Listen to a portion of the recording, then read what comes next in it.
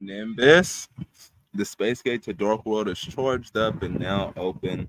Welcome back, X, YouTube, Twitch. It's your boy KDZ bringing you guys another Market Watch. And again, guys, the reason why we do these videos is because I have a huge passion for trading card games. I love talking about trading card games, and I want to continue to build a community that has the same love and passion for admiring all those gorgeous lore windows as I do. And with that, let's get into it. Yesterday we left off. We made it to Dystopia the Despondent, a Shonen Jump magazine promo, or a special edition than like Invasion Vengeance or something like that. Uh, I have no idea when it was special edition. Hold on.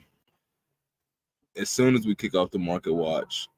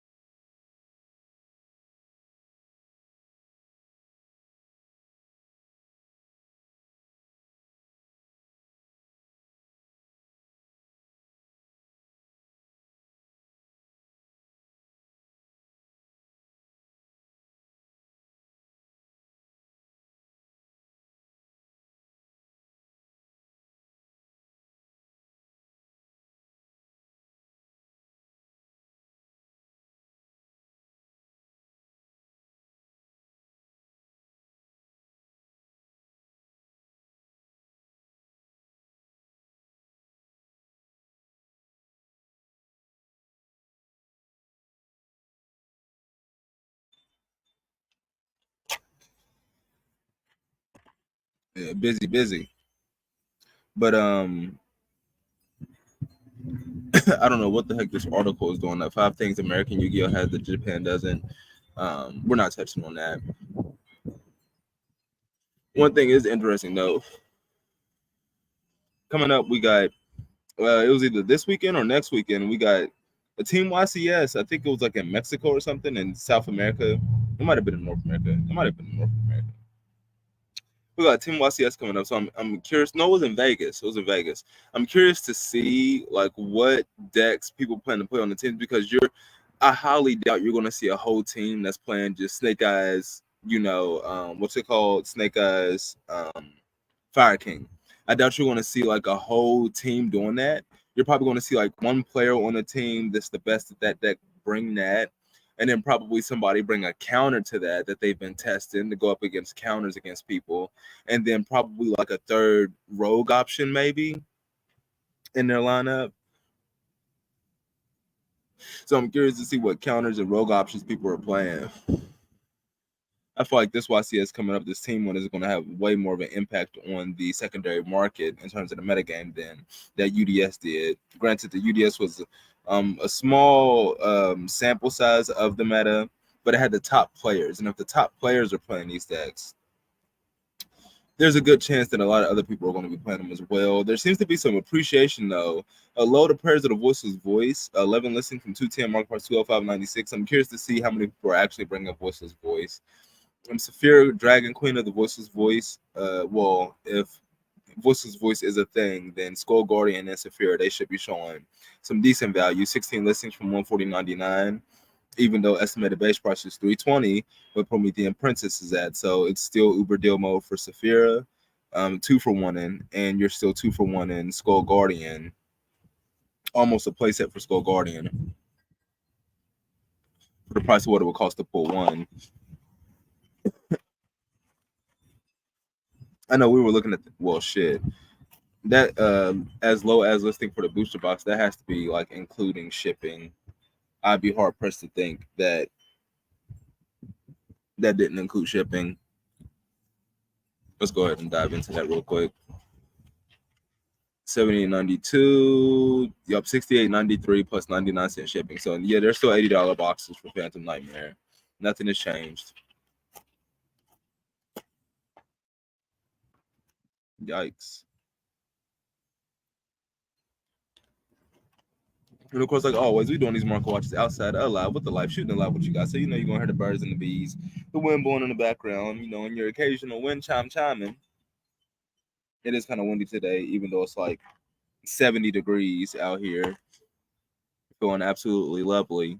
312 Central Standard, 1512 military, February 21st, 2024. And then you just come back here further, and just every other QCSR is just it's primed, as we like to say here.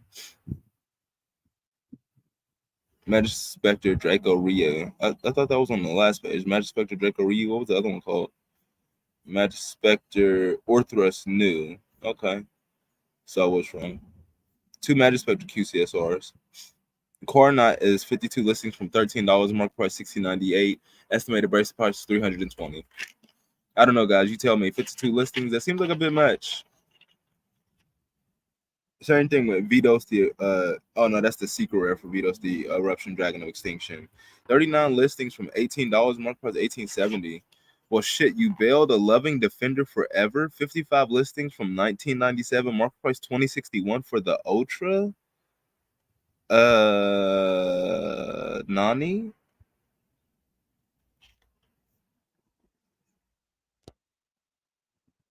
A Goblin Biker Grand Entrance, 67 listings from $8.49, and the Black Goat Laughs, 125 listings from $6.90.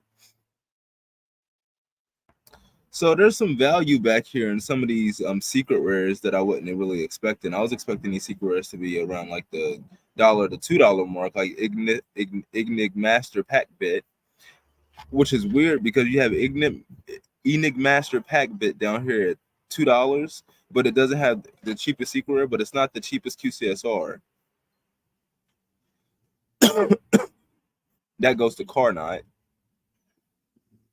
Ignig Master Pack Bit is actually 56 listings from $25.98, market price $32.07 for the QCSR.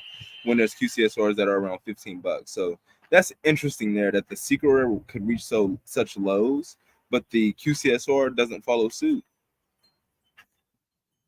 I don't quite understand that.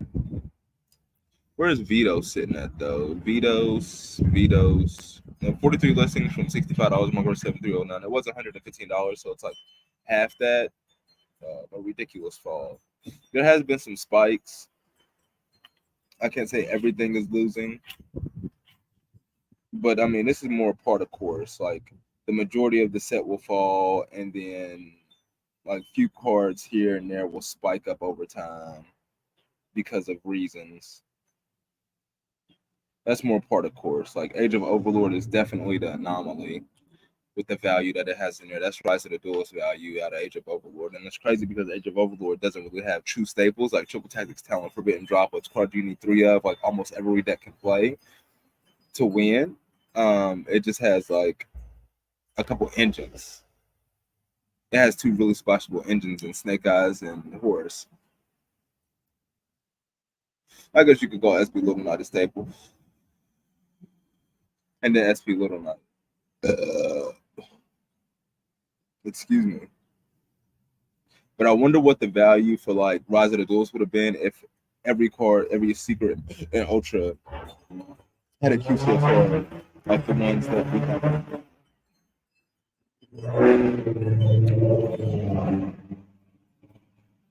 I wonder about that.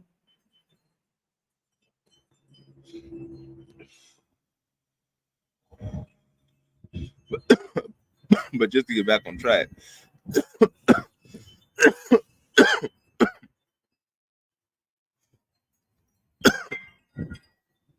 this was a part I did want to look up yesterday that we didn't get to, and that TCG article just reminded me.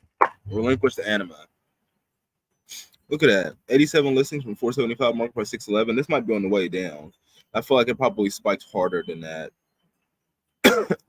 around like Sunday, Monday, after like all of the use of it with Zealantis that Jesse Cotton was showing off.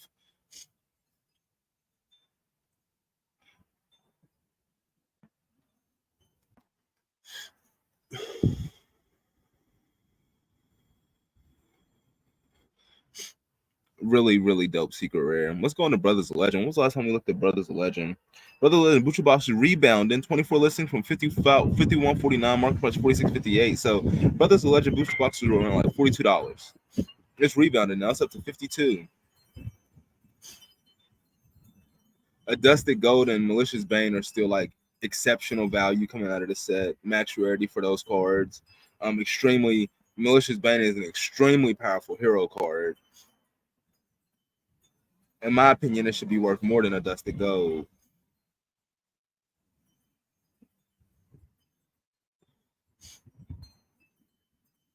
And then just a lot of other stuff in here people just don't care for at all.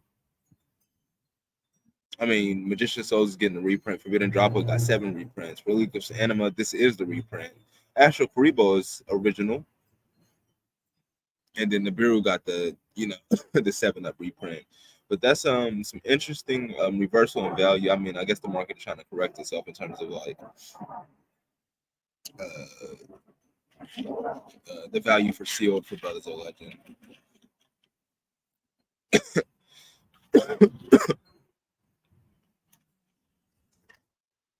Everything else for the most part is just dirt cheap.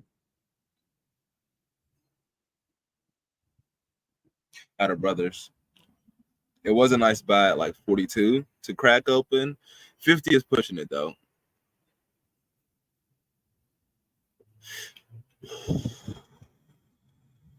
$10 more and you're pushing it.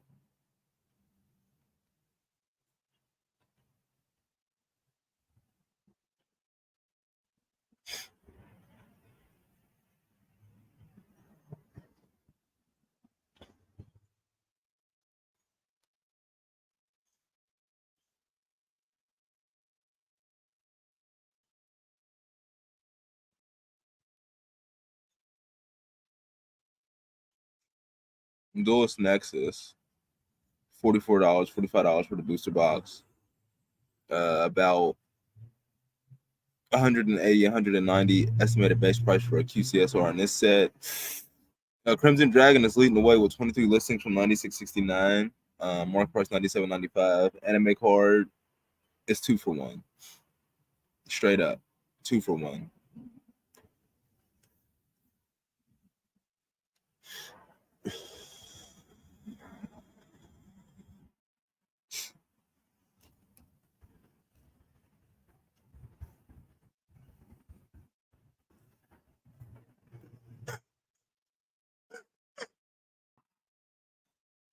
$369 results with ghosts from the past. Oh, so they just decided to bring up all ghosts rares when I type in ghosts. Okay. This is what we were looking for. Bull's alternative around $100. Dark Magician is cheaper than it's ever been. 32 listings from 322.99. Mark price 426.41. That's strong. Wow, right? Raptor Tribute Lanius is still 20 listings from $6. Mark price $7.39. I mean, you had your chance to get these cents on the dollar. If you did, if you got stacks, as Charlie Sheen would say, you're winning right now.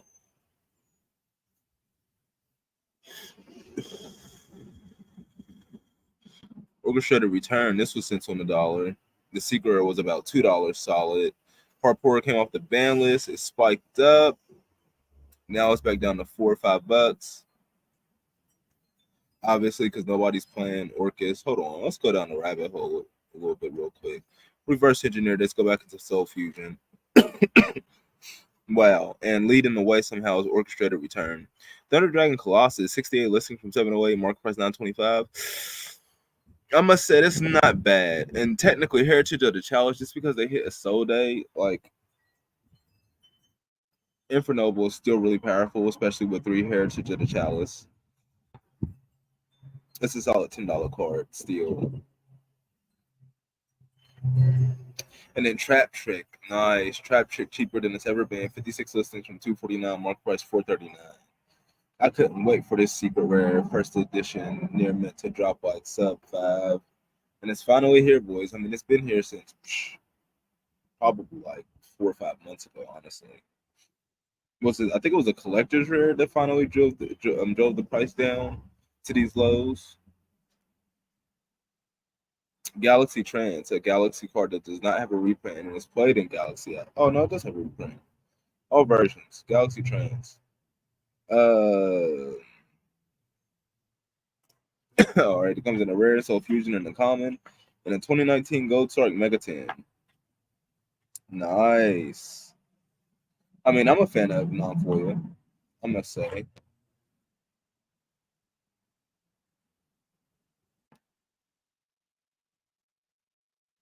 You got Saiho, you got Here's a nice one. No, no, no, no, no.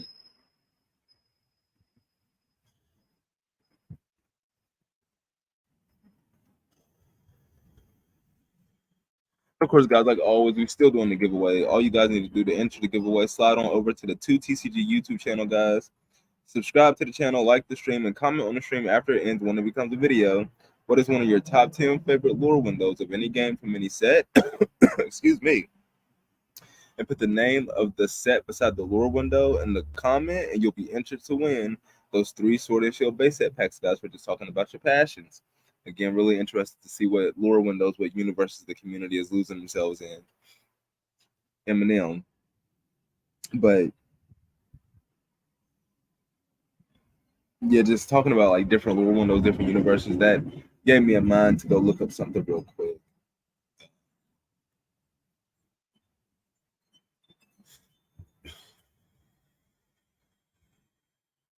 Yeah, they did just do the recent collab.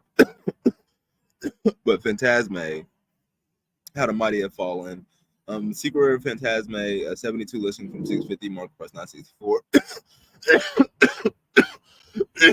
The only thing that could possibly save this value is if they don't give us a reprint of Phantasme in original artwork. If they get the reprint that they give us is just the alternate art, like what they're undoubtedly going to do with IP, they're not going to put both versions of IP in there. They're going to put just the alternate art. And if they just do that with Phantasme, then yes, I could see the original print Secret Rare appreciating in value because it's the original, it's Savage Strike First Ed, and it's the original artwork. So, I mean, shoot, shit. TG Trident Launcher going back down to cents on the dollar should show you guys what TGs are doing. TG Screw Serpent is almost more expensive than the Secret Rare TG Trident Launcher. Neither one of these cards have reprints.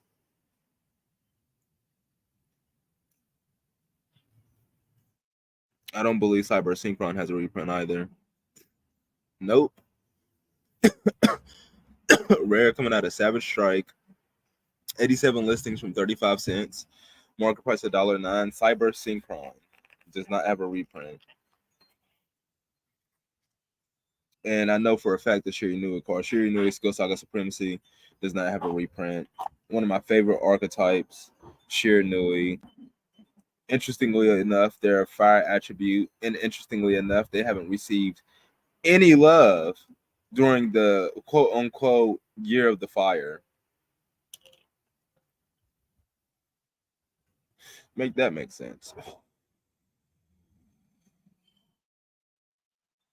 No, one card Konami?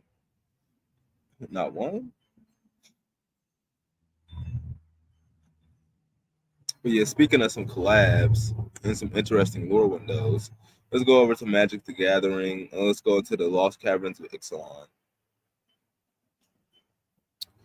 Now let's see. We are looking for I'm not sure if any of them are actual value.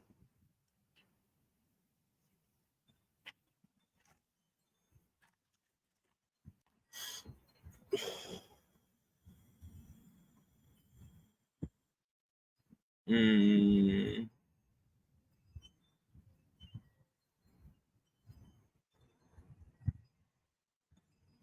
I mean, looking at some of the cards that I see in MTG Arena, Get Lost. A lot of white decks or decks that run white, they're running this. 167 listings from 446, market price 639 for Get Lost rare. Coming out of the Lost Caverns of Ixalan. Bone Horde Dracosaur. I was running that quite a bit. I haven't been using it too much. Like Chill Meal is just I run this card in every deck. I mean, I'm surprised Chill Meal is not worth more. 254 listings from 1414 mark price 1336 for Mythic Chill Meal the Inner Sun coming out of the Lost Caverns of Ixalan. It's such a busted card. And then Roaming Throne is really going fucking strong as shit. at 150 listings from 2784, mark price 2973. Like what? I mean, it is. It's a really, really powerful artifact creature coming out of Lost Golden Caverns of Ixalan. I have not used this card yet.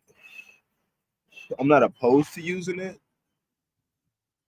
I like to pivot a lot of times when there are trends, and it's like when I see a deck that's a card that a lot of different decks are running, I tend to try like stay away from like Shieldred. Like I've had plenty of opportunity to get Shieldred, the Apocalypse, but I just every black deck is using Shieldred, and then I just don't.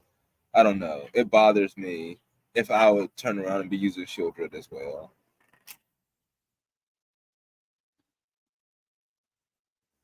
Really, really powerful card, especially like if you drop Roaming Throne and Shieldred, then you're freaking every time you draw a card, both of them are triggering, you're freaking gaining 4 life.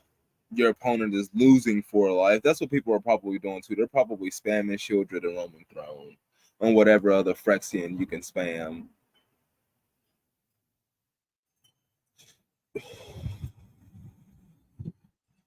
Not for me. Like a lot of my decks, they don't even use creatures like that. So because of that, um, because they don't use creatures like that, like that's where Roaming Throne strives. It strives off of being able to copy creature abilities, and if I'm not using creatures, I mean Roaming Throne doesn't have much value for me.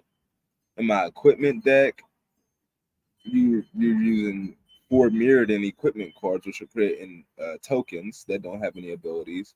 And then in my Planeswalker deck, I'm not really using any creatures at all, just pure Planeswalkers and board removal. And then in the Dragon deck, that's a deck that I could use Roaming Throne in. Double triggering Dragon effect. So that's the only like type specific deck I have right now in Standard. But I might have to pick up a couple for the Dragon deck. But then I also wanted to grab Mirror Box, which I just think is really, really broken and can be really, really busted.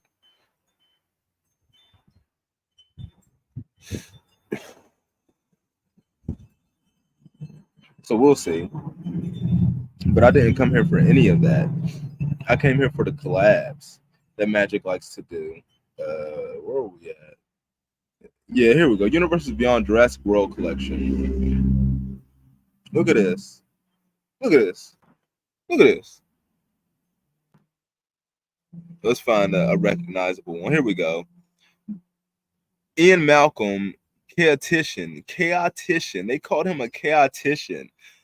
Jeff Goldblum, young Jeff Goldblum. Ian Malcolm, chaotician. Legendary creature, human scientist. 3-drop, red, blue for the 2/2. Come on now. 16. This is the borderless emblem version, so it's going to be the most 16 listings from 186.07, mark price 261.45.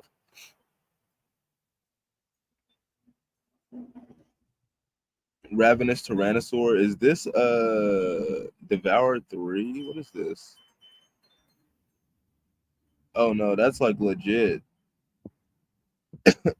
These are legit cards with their own effects. They're not. Oh, and then this card. Tell me if you remember this scene from freaking um, Jurassic Park. I was about to say Mortal Kombat. I think around this time though they did drop a Mortal Kombat. They did drop a Mortal Kombat. That Mortal Kombat movie, that original one. With the iconic opening and whatnot. I think they did come out around the same time that Jurassic Park did.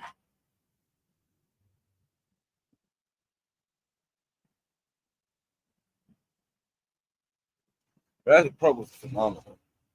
But yeah, just dope ass collab by Magic. I mean, going into the Lost Caverns of Ixalan. Ixalan is a universe in the Magic, world where there's freaking humans, merfolk, vampires, and there's another like race that's like vying for supremacy on that plane, but like the vampires are like pirate vampires, and the humans are like forest human people, well, like forest merfolk people.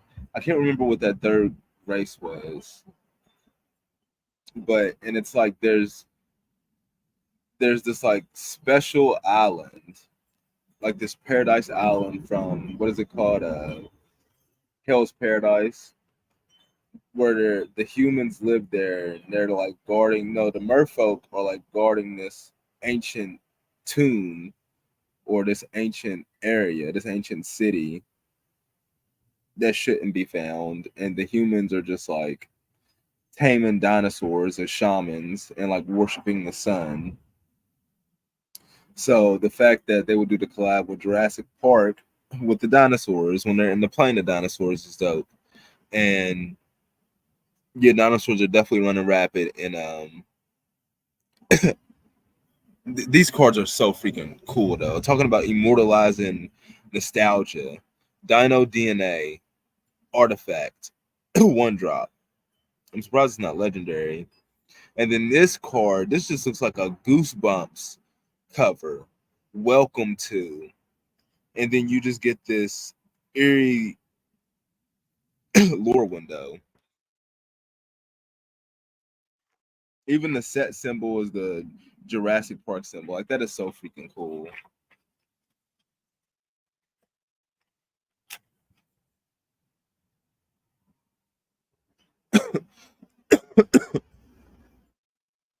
That's one thing Wizards of the Coast gets right with Magic. You know what I'm saying? You come back here on Yu-Gi-Oh! And we get these the collabs we get R&D and Yu-Gi-Oh! You know, coming up with a fusion of Star Wars and the Wizard of Oz. Cosmo Dark Lady, 95 listings from 225, mark price 338, coming out of Shining Victories, one of its cheapest prices. And Cosmo Dark Destroyer, 27 listings for 14.99, mark price 15.76, one of its cheapest prices. Is this legit? They likely play first edge 1568. About 16. Well, after that one first ed is sold, that likely play first ed for post board gaming Lex, it's a $24 card. So no, Dark Destroyer refuses to bend the knee. With double gold printing reprint, he's not having it. But of course, guys, we can't be out here all day. Hopefully, I provided some value with this live stream. Market watch, like Kakarot, send me your energy so we can get that Space Gate charged up for part two. And with that, we're gonna be getting up out of here. Nimbus, are we in there? Are we in there? Yeah, we in there.